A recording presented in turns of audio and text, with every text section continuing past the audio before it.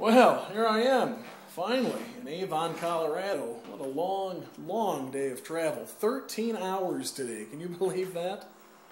I left D.C. today. The taxi cab came at noon, and I finally got in at 11 o'clock, which is 1 o'clock. 1 o'clock back on the East Coast. So, very long day of travel. It started out crazy. The plane at D.C. I guess apparently the planes have 2 air conditioning units on them, and one of them was on the fritz. So only one air conditioner worked, and it was about 94, 98 degrees, somewhere in that neck of the woods out in D.C. today. Brutally hot. And apparently if you don't have both air conditioners, they make some kind of a rule that you can only fly up to 24,000 feet. So we got delayed at the gate because they were trying to fix the secondary air conditioner. That delayed us about 20 or 30 minutes. They never did end up fixing it. And then, of course, we couldn't go as fast because we weren't as high or something. So we were approaching Dallas-Fort Worth, and some terrible storms, I guess, were coming through the area. And, of course, American has a hub at Dallas and at Chicago, so they try to fuel up there. I guess they probably buy fuel in bulk there, and it's a lot cheaper. So of course, they come to D.C., and they don't have a lot of fuel. And then we found out we were going to have to circle. Well, we didn't have enough fuel for that, so we had to make an emergent landing down in Tulsa, Oklahoma. So we got fuel in Tulsa. That took a little bit of time. Finally got up in the air and got to Dallas. I was supposed to be in at 4 o'clock and then have an hour and 10 minutes until my flight out here to Vail, Colorado. Well, I ended up landing at Dallas. Boy, it was like 5:45 or so. So the flight to Vail was delayed, but only delayed until 5:30. So I ended up missing that flight, ran to the gate. And the gate agent put me on a standby flight to Denver, over in the D terminal. We landed at C terminal, so you had to take the Skylink.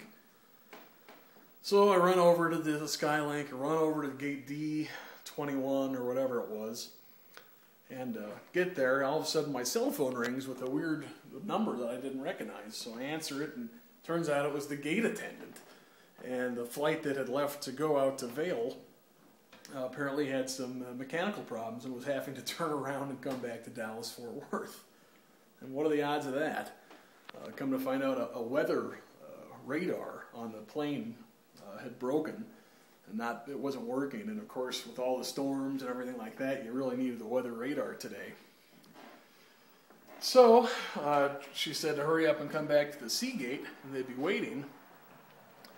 So I went up to the Skylink to try to hop over from the D side back to the C side. And I get on, and the doors start to close, and they open right away, and the chimes come on and basically say, hey, due to inclement weather, the Skylink doesn't run. Apparently they've got some rule where if it's raining out, or if it's lightning out, if it's lightning out, then they won't run the Skylink. So they didn't run the Skylink. And just so happened a golf cart was driving by, and I said, hey, buddy, how do you get to the C terminal? And he said, well, the Skylink's down, so, hop in. So I hopped in one of those handicapped golf carts, and he gave me a ride over to the C terminal. So from there, oh my God, get to the gate, and of course there's a flight to Austin, Texas or something. They're not even showing Eagle or Vail on the board. And I'm looking outside, there's an aircraft sitting there. And I finally there's a long line at the counter, so I just kind of worked my way up through the line, and a pilot was up there, so he helped me out. He said, no, the Eagle flight's right here. The Austin flight doesn't even have a plane here, so I don't know why these people are all in line. So they find me a seat, and me and another guy happen to be standing there waiting around. So they take us down to the jet bridge. And we're on the jet bridge. They won't let us board the plane because the plane turned around in air and then parked right at the gate, and they didn't let anybody off. So everybody was kind of like sitting on the plane, and of course people started getting up, stretching their feet in the aisle and all that kind of stuff. So I really couldn't get on the plane because I couldn't make my way down the aisle and get to my seat. So I sat in the jet bridge for probably 30 minutes or so, and the captain kept coming out, and stewardesses and everybody. And so I was talking to them, and of course this was it was supposed to be a 5 o'clock flight, and now this is about 7 o'clock. So these people have been on the plane for 2 or 2.5 hours because you board a half hour early. And it was right in the middle of dinner time, so people are getting hungry and cranky. Well, they ran out of ice on the plane, and they ran out of water, they ran out of all this stuff, so the stewardess is on the phone trying to get some supplies down at the gate. Then come to find out, the pilot comes out and basically says that they're out of, they're running low on fuel, so they were requesting the fuel to be topped off and all this. The whole time I'm standing in the jetway, I'm not even on the plane. And a little truck comes up, and I see them actually unload my golf clubs and unload my green suitcase, and I see it sitting down there right underneath the airplane. So one of the guys that was working the gate, the maintenance guy that was fixing the radar, and then another guy, I said, "Hey guys, those are my bags. Can you make sure they get on the plane?" And they laughed. They said, "Well, yeah, of course they're going to get on the plane. We're not going to back over them, ha ha ha."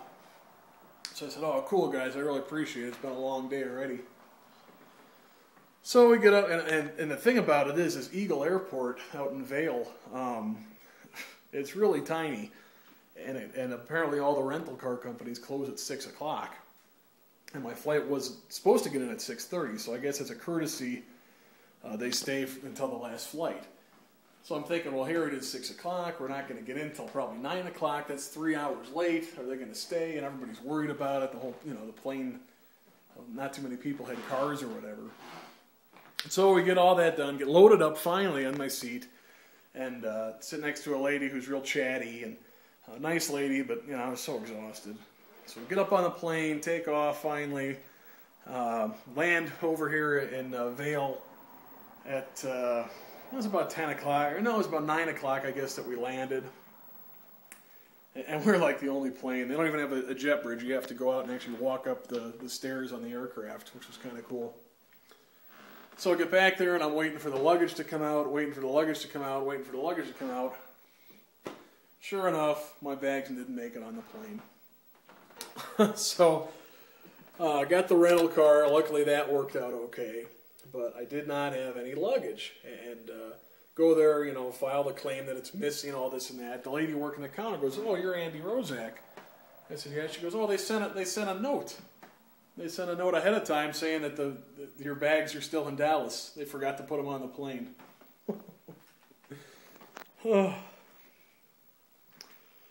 So I finally get out of there, get the rental car, and it's a piece of junk.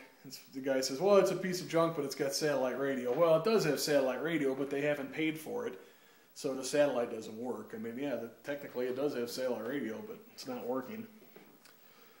So finally drive around and found a Wendy's and just grabbed some food. I was getting pretty darn hungry.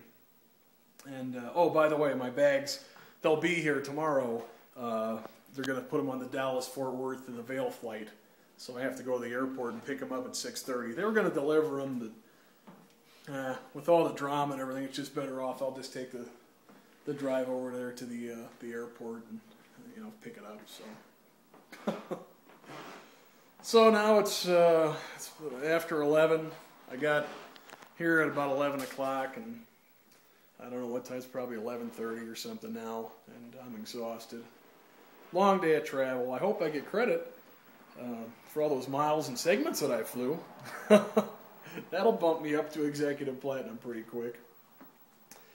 So that's it for now. I think it's almost bedtime, and was hoping to get some golf in tomorrow on Saturday. I really don't have anything to do, but it sounds like that's going to be delayed until at least 6:30. Doesn't get dark here until about 8:30, 9 o'clock, so maybe I can sneak in some golf after I get my clubs at the airport, if they show up. So that's it. That's my big report. Long day of travel, 13 hours. I've made it safely. And I'll see you from the mountains again tomorrow. Have a good night.